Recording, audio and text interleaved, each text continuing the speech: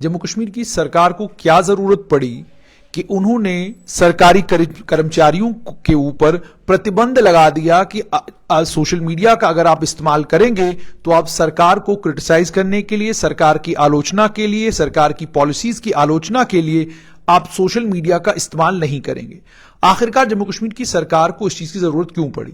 बहुत सारे अखबारों में और हो सकता है आने वाले दिनों में अलग अलग वेब पोर्टल्स पर आपको इस संदर्भ में या इससे रिलेटेड आर्टिकल्स भी देखने को मिलेंगे, जिसमें लोग और जिसमें अलग अलग पत्रकार भी ये कह सकते हैं कि जम्मू कश्मीर की सरकार ने जम्मू कश्मीर के सरकारी कर्मचारियों को प्रतिबंधित कर दिया है और उनकी बोलने की आजादी के ऊपर उन्होंने अंकुश लगा दिया है, उनकी बोलने की आजादी उनसे छीन ली गई है।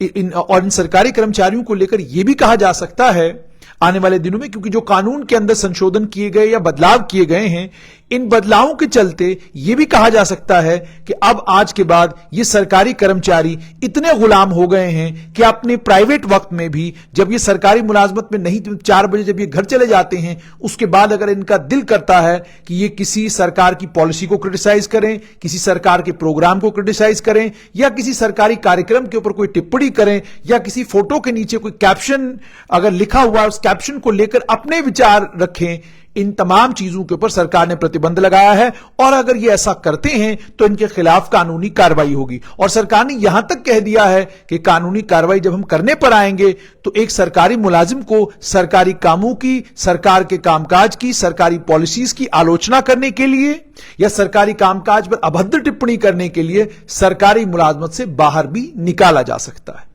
आखिरकार इस तरह का ऑर्डर या इस तरह का संशोधन जम्मू कश्मीर से एम्प्लॉइज कॉन्डक्ट रूल्स 1971 के अंदर यह बदलाव, यह परिवर्तन करने की जरूरत क्यों पड़ी? कोई बड़ा परिवर्तन नहीं है। ऑलरेडी इस तरह के कानून already Jammu Kashmir employees conduct rules में मौजूद थे। उसके अंदर कोई नई चीज नहीं की गई, बल्कि यह किया गया कि ट्विटर, इंस्टाग्राम, फेसबुक, व्हाट्सएप और उसके अलावा अन्य जो सोशल मीडिया प्लेटफॉर्म्स हैं, इन प्लेटफॉर्म्स का सरकारी कर्मचारी इस्तेमाल करते हैं और इन प्लेटफॉर्म्स के ऊपर, चूंकि सरकारी कर्मचारियों से जम्मू कश्मीर में सवाल जवाब तो कोई नहीं कर सकता, उनकी जो मर्जी आती वो टिप्पणी करते, जो मन आता वो उसके बारे में लिखते। क्या यही कारण है? नहीं। कहानी सिर्फ इतनी नहीं, कहानी कुछ और भी है। कहानी यह है कि 5 अगस्त 2019 से पहले वाले शासनकाल में जम्मू कश्मीर में सरकारी कर्मचारी दुगना काम किया करते थे। हालांकि इन सरकारी कर्मचारियों का नंबर बहुत थोड़ा था, लेकिन ये बेचारे दुगना काम किया करते थे। पहला काम इनका यह होता कि ये एक सरकारी दफ्तर में काम कर रहे हैं और सुबह ये दफ्तर जाते हैं और 4 बजे तक ये अपने दफ्तर में रहते हैं और उसके बाद ये घर चले जाते हैं। 1-1.5 घंटा घर पर रहने के बाद, रिलैक्स करने के बाद शाम को 6:30-7 बजे ये अलग अलग अखबार के दफ्तरों में पहुंच जाते और उन अलग अलग अखबार के दफ्तरों में पहुंचने के बाद जिस सरकार की पॉलिसी को बनवाने में, जिस सरकार की पॉलिसी का फ्रेमवर्क तैयार करने में इन लोगों ने भी अपने लैपटॉप, अपने कंप्यूटर का इस्तेमाल किया होता, उसी सरकारी पॉलिसी की आलोचना ये अखबार में किया करते। और सिर्फ इतना ही नहीं, कुछ एक सरकारी कर्मचारी तो ऐसे भी थे कि जिन्होंने पूरी जिंदगी सरकारी मुलाजमत की, अपनी रिटायरमेंट तक जिन्होंने सरकारी मुलाजमत को छोड़ा नहीं और जब तक उनकी नई राजनीतिक सेटलमेंट प्रॉपरली नहीं हुई, यानी जब तक एक सियासी जमात में वो अच्छी पोजीशन पर नहीं पहुंचे, तब तक वो मजे से सरकारी नौकरी करते रहे और अखबारों के अंदर अलग अलग नामों से लेख लिखते रहे। उन लेखों से वो युवाओं को प्रेरित करते, उन लेखों से वो सरकार की आलोचना करते, उन लेखों से वो सरकार के पॉलिसीज और प्रोग्राम्स की टिप्पणी करते, उन लेखों के जरिए वो सरकार को जतलाते और बताते कि आप सरकार कितनी नालायक है, सरकार कितनी निकम्मी है। हैरान कर रही नहीं आपको बात? हैरान इसलिए कर रही है क्योंकि अगर आप किसी भी प्राइवेट कंपनी में काम कर रहे हो और उस प्राइवेट कंपनी में काम करते हुए दिन के वक्त एक प्राइवेट लिमिटेड कंपनी में आप काम करते हैं और शाम को आप एक अखबार के दफ्तर में जाकर उसी प्राइवेट लिमिटेड कंपनी के खिलाफ प्रोपेगेंडा करते हैं, उसी प्राइवेट लिमिटेड कंपनी के खिलाफ लेख लिखते हैं, उसकी आलोचना करते हैं। जो आपका इमीडिएट बॉस है, जिस इमीडिएट बॉस के साथ आपके ताल्लुकात खराब हो सकते हैं, जिस इमीडिएट बॉस से आपको परेशानी हो सकती है, जो इमीडिएट बॉस आपको तंग कर रहा हो सकता है, उसकी आप अखबार के अंदर जाकर भसना करते हैं। तो मुझे बताइए, जिस दिन कोई भी किसी भी प्राइवेट कंपनी में मालिक को यह पता चलेगा कि मेरे यहां काम करने वाला जो मेरा मुलाजिम है इस प्राइवेट सेटअप में, वो मेरी आलोचना कर रहा है, मेरी निंदा कर रहा है, मुझे गालियां दे रहा है, मेरे खिलाफ प्रोपोगेंडा कर रहा है, तो क्या आपको लगता है कि अगले दिन वो आपको अपनी प्राइवेट उस कंपनी में मुलाजिम रखेगा? नहीं। आप जानते हैं फौरन आपको निकाल दिया जाएगा। इसी तरीके से जम्मू कश्मीर के सर्विस कंडक्ट रूल्स में 2 समाजसेवी संगठनों के साथ अगर लोग जुड़े हुए हों, उस लोगों के जुड़े हुए होने पर भी प्रतिबंध लगा हुआ था, वो भी आपको पता होगा। उन दोनों समाजसेवी संगठनों को लेकर जम्मू कश्मीर की सरकार ने सिविल सर्विस कॉन्डक्ट रूल्स में यह लिखा हुआ था कि अगर कोई भी व्यक्ति इनके साथ जुड़ा हुआ पाया गया, तो किसी भी तरीके से जुड़ा हुआ पाया गया, तो उसके खिलाफ भी कानूनी कार्रवाई हो सकती है। यानी आप किसी संगठन, किसी विशेष धार्मिक संगठन या किसी विशेष सामाजिक संगठन के साथ जुड़कर नहीं रह सकते अगर आपको सरकारी मुलाजमत करनी है। यह कानून नया नहीं, 5 अगस्त 2019 से पहले वाले शासकों का कानून था। अब एक तो जैसे मैंने आपको कहा कि इस तरह के सरकारी कर्मचारी थे जिन सरकारी कर्मचारियों ने शाम को 6 बजे के बाद जो पत्रकार हो जाते और 6 बजे तक वो सरकारी मुलाजिम होते। और कमाल की बात यह थी कि इन लोगों का न्यूज रूम के ऊपर कंट्रोल इस कमाल का था कि एक पत्रकार अपनी मेहनत से रात दिन करके एक खबर कहीं से जुटा के लाता। भाई साहब एडिटोरियल टीम का हिस्सा हुआ करते थे और ये एडिटोरियल टीम तय करती थी ये खबर इस अखबार में नहीं छपेगी, ये तथ्यों के आधार पर नहीं है, इस खबर के अंदर सच्चाई कोई नहीं है, ये बेबुनियाद खबर है, ये नहीं चलेगी। फौरन उस खबर को रोक दिया जाता। कारण उसका यह नहीं कि वो खबर बेबुनियाद होती थी, कारण उसका यह होता था कि भाई साहब के अपने रिश्ते उस अफसर के साथ बड़े अच्छे होते थे। उस अफसर की खजालत ना हो, उस अफसर की सच्चाई सरकार के सामने, समाज के सामने ना आ जाए, उसको रोकने के लिए पत्रकार बंधु ऐसा काम किया करते थे। उसके बाद जिन जिन विभागों में ये लोग खुद काम किया करते थे, उन विभागों की आलोचना अखबार में बड़ी कम हुआ करती थी। उन विभागों को लेकर आलोचना ये स्यूडोनेम से, यानी अपने नहीं नकली नाम से आलोचना किया करते थे, जहां उनको लगता कि आलोचना करना जरूरी है।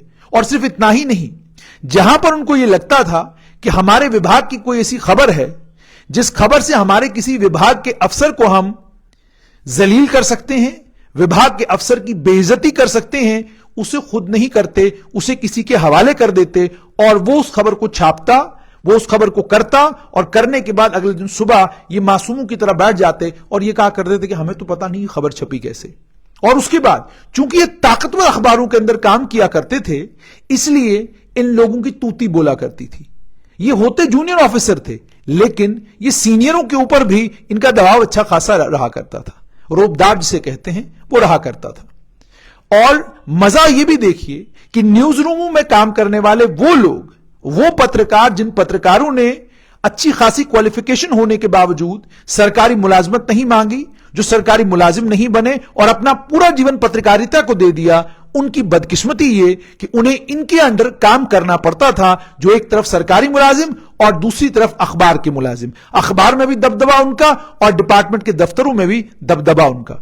इसके चलते अब जाहिर सी बात है कि अगर आप दिन के वक्त में सरकारी मुलाजिम हैं, शाम को आप अपनी चाय की दुकान चला लें तो किसी को कोई दिक्कत नहीं होगी।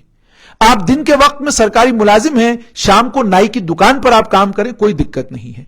लेकिन जब दिन के वक्त में आप सरकारी मुलाजिम हैं और रात के वक्त में आप दफ्तर के, अखबार के दफ्तर के जो एडिटोरियल टीम है, उस एडिटोरियल टीम का हिस्सा भी हैं, तो जरा सोचिए कि आप कितने खतरनाक हैं। यानी आपसे बड़ा, और खासकर जम्मू कश्मीर में जो माहौल और जो मिजाज आज तक रहा है, उस माहौल और मिजाज में यह कि आप एक तरफ से सरकार के भी बहुत करीब हैं और दूसरी तरफ से आप अखबार के भी बहुत करीब हैं। तो अखबार के करीब होने से आपको अपने विभाग में या अपने डिपार्टमेंट में अलग तरह का लाभ हुआ करता था। अब ये सारी जानकारियां आहिस्ता आहिस्ता जम्मू कश्मीर की सरकार के पास आई हैं। इन सारी डिटेल्स की बुनियाद पर कोई आइडेंटिफाई हुए हैं, लगभग कोई यूं समझ ले 30 से 40 लोग तो बिल्कुल आइडेंटिफाई हो चुके हैं जो अलग अलग अखबारों के साथ काम किया करते थे, अलग अलग अखबारों में एडिटोरियल लिखने का, ओपिनियन पीस लिखने का, खबर लिखने का काम किया करते थे। कई तो ऐसे थे जो घर से खबर लिखकर भेज दिया करते थे और अखबार के फ्रंट पेज पर बॉटम स्प्रेड वो खबर लगा करती थी, या कई बार तो लीड खबर भी वहीं से आया करती थी, बन के आया करती थी, सच के आया करती थी। और ये सरकारी मुलाजिम एक लम्हा भर के लिए भी ये नहीं सोचते थे कि इन प्राइवेट दफ्तरों में, प्राइवेट नौकरियों के ऊपर हक उन नौजवानों का है जो सरकारी मुलाजमत नहीं कर रहे, जिनको सरकारी मुलाजमत मिली नहीं। उनका हक है, हम अगर सरकारी मुलाजमत कर रहे हैं तो हमें इन दफ्तरों से दूर रहना चाहिए, ताकि इन दफ्तरों को, एडिटरों की जब जरूरत पड़े तो ये लोग जो सरकारी मुलाजमत में नहीं है, इन लोगों को वहां पर काम करने का मौका मिले। ये सूरत हाल जम्मू कश्मीर में थी। और सिर्फ इतना ही नहीं था, इन सरकारी मुलाजमों में आइडियोलॉग भी थे। आइडियोलॉग का मतलब ये कि जो वो आजादी की चिड़िया पेड़ पर लोगों को दिखाया करते थे, और इन आइडियोलॉगों का काम सुबह से लेकर शाम तक ये था कि ये अलग अलग कॉफी शॉप्स में बैठकर 5 बजे के बाद, 4 बजे के बाद वो आजादी की कहानी सुनाया करते थे। बड़ी खूबसूरत कहानी ये सुनाया करते थे। वो आजादी की कहानी नौजवानों को सुनाते, नौजवान पत्रकारों को सुनाते। वो इनसे बड़ा इंस्पायर हुआ करते थे। इंस्पायर इसलिए हुआ करते, इनकी कहानी बड़े मजेदार हुआ करती थी। लेकिन अपने बच्चे, अपने परिवार के लोग इन सरकारी मुलाजमों ने ऑफशोर्स भेज दिए अमेरिका में। आप फेसबुक स्क्रॉल करिए, आपको पता चलेगा। किसी के बच्चे अमेरिका में हैं, किसी के बच्चे इंग्लैंड में हैं, किसी के बच्चे नेदरलैंड्स में हैं, किसी के बच्चे डेनमार्क में हैं, किसी के बच्चे इटली में हैं। अपने बच्चे इटली में सेटल्ड, और जम्मू कश्मीर का नौजवान और खासकर कश्मीर घाटी के नौजवान आतंकवाद की भट्टी में। कश्मीर घाटी के नौजवानों की जिम्मेदारी, आजादी की वो जो चिड़िया है, उस चिड़िया को कांधा देना, ये सारा काम जो था ये जम्मू कश्मीर के बच्चों का था। इन आइडियोलॉग्स ने ओपिनियन पीस लिखने, उन ओपिनियन पीसेस में ये क्या कुछ लिखा करते थे, आप अगर आज भी पढ़ेंगे तो हैरान होंगे। ये सारी चीजें जमा हुई। इन सारी चीजों के जमा होने के बाद अब सरकार ने तय किया कि ऐसा अब नहीं होगा। यदि आप सरकारी कर्मचारी हैं तो आपको सरकारी कर्मचारी के तौर पे काम करना होगा। आप सरकार की में रहकर सरकार की आलोचना नहीं करेंगे, सरकार को गाली नहीं देंगे। और अब भी इनमें भी सरकारी कर्मचारियों में एक और वर्ग भी है जो ट्विटर के ऊपर नहीं बल्कि व्हाट्सएप के ऊपर एक्टिव है। वो सरकार की आलोचना बड़े तरीके के साथ अपने व्हाट्सएप के अलग अलग ग्रुप्स में करते हैं, और आलोचना इस तरीके से करते हैं कि आपको लगता ही नहीं कि आलोचना हो रही है, बल्कि आपको यह लगेगा कि यह तो राष्ट्रहित में बात की जा रही है। लेकिन जब आप उसको ध्यान से पढ़ेंगे तो आपको समझ में आएगा कि ये एक किसी शासक के बड़े करीबी रहे हैं, इसीलिए आज यहां पर ये आलोचना कर रहे हैं। ये सब कुछ जम्मू कश्मीर में हुआ है। इसके चलते अब जम्मू कश्मीर की सरकार ने तय किया है कि अगर आप सरकार की आलोचना करना चाहते हैं और सरकार के आलोचक बनना चाहते हैं तो आप एक अखबार के दफ्तर में मुलाजमत कीजिए और सरकार की जी भर के आलोचना करिए। आप एक प्राइवेट वेब पोर्टल तैयार करिए, सरकार की जी भर के आलोचना करिए। पर अब यह खेल नहीं होगा कि आप दिन के वक्त में सरकारी मुलाजमत होंगे, किसी यूनिवर्सिटी के मुलाजिम हैं, किसी प्राइवेट इंस्टीट्यूशन के मुलाजिम हैं, किसी डिपार्टमेंट के किसी विभाग के कर्मचारी हैं, और शाम के वक्त में आप अखबार के दफ्तर में एडिटर हैं, आप सब एडिटर हैं, आप मैनेजिंग एडिटर हैं, आप सीनियर सब हैं, आप सीनियर रिपोर्टर हैं। अब यह सब कुछ नहीं होगा। अब आपको सरकारी मुलाजमत करनी है तो सिर्फ आप सरकारी मुलाजमत करेंगे। अब आप किसी यूनिवर्सिटी का दफ्तर छोड़कर एक प्राइवेट अखबार का दफ्तर नहीं चला सकते। अब यह काम यहां पर नहीं होगा। और यह सब काम जम्मू कश्मीर में हुआ है। लोगों ने एक तरफ सरकारी मुलाजमतें ली, दूसरी तरफ अखबारों के दफ्तर में वो काम करते रहे। और आज भी सरकारी मुलाजिम हैं जिन्हें आज भी सुकून और चैन नहीं आता। उन्हें आज भी यह लगता है कि उनकी जिम्मेदारी है कि एक तरफ वो सरकारी मुलाजमत भी करें, वहां से भी 1.5-2 लाख रुपए तनख्वाह लें, और शाम को वो बैठकर तबसरा करेंगे अलग अलग इश्यूज के ऊपर, अलग अलग पॉलिसीज के ऊपर, प्रोग्राम्स के ऊपर उनकी आलोचना करें। आज भी वो ये काम करने की पूरी कोशिश कर रहे हैं। सोचना उन लोगों को भी चाहिए कि अगर आपको पत्रकारिता से इतना प्रेम है तो नौकरी में इसको इस्तीफा दीजिए, आइए मैदान में। लेकिन अगर आपको प्रेम केवल इस चीज से है कि आप जब तक पत्रकार थे और आपका नाम था, लोग आपको पहचानते थे, बड़ी बड़ी महफिलों में आपको दावत दी जाती थी, आपके बगैर महफिल मुकम्मल नहीं हुआ करती थी, आप आते तो महफिल जमती, आप नहीं आएंगे तो महफिल जमेगी नहीं, अगर मामला यह है तो अगर उससे आपको परेशानी हो रही है तो फिर उसका कुछ नहीं किया जा सकता। सरकार ने साफ कर दिया है, ये सरकार का ऑर्डर है और उस सरकार के ऑर्डर की ही मैं एक्सप्लेनेशन आपको मेरी समझ के मुताबिक बताने की कोशिश कर रहा हूं कि जो पिछले 19 साल में मैंने इस पत्रकारिता की जगत में पत्रकारों को करते देखा है, उसी का वर्णन मैं आपके सामने कर रहा हूं। और इस पर कश्मीर के एक बड़े प्रसिद्ध पत्रकार ने एक बार लेख भी लिखा था। उन्होंने लेख में इस बात का उल्लेख किया था कि ये कौन लोग हैं जो दिन में सरकारी मुलाजिम और रात को अखबार के एडिटर हैं। इन लोगों को ये इजाजत कौन देता है कि एक तरफ आप सरकारी मुलाजमत भी करें और दूसरी तरफ आप अखबार के दफ्तर में भी अपना दबदबा और अपना कंट्रोल रखें। आजकल अगर वो पत्रकार मेरा ये वीडियो देखेंगे तो वो भी मुझे लगता है कमेंट बॉक्स में कुछ ऐसा कमेंट करेंगे जिससे उनके मन को शांति मिलेगी, क्योंकि अब मुझे लगता है उनको भी भूल गया होगा कि एक समय में उनको भी इस चीज से परेशानी थी, उनको भी ये चीज ठीक नहीं लगती थी कि आप दो दो जगह मुलाजमत करें और आपके कारण बहुत सारे वो युवा जो पत्रकार भी हैं, बेहतरीन लिखते भी हैं, उन्हें अच्छे अखबारों में, उन्हें अच्छी मैगजीन्स में, उन्हें अच्छी इंस्टीट्यूशंस में काम करने का मौका नहीं मिलता। तो सरकार ने ऑर्डर क्यों निकाला, उसका कारण आप समझ गए होंगे कि आप एक तरफ से सरकारी मुलाजिम हैं और शाम के वक्त में आप अखबार के एडिटर हैं।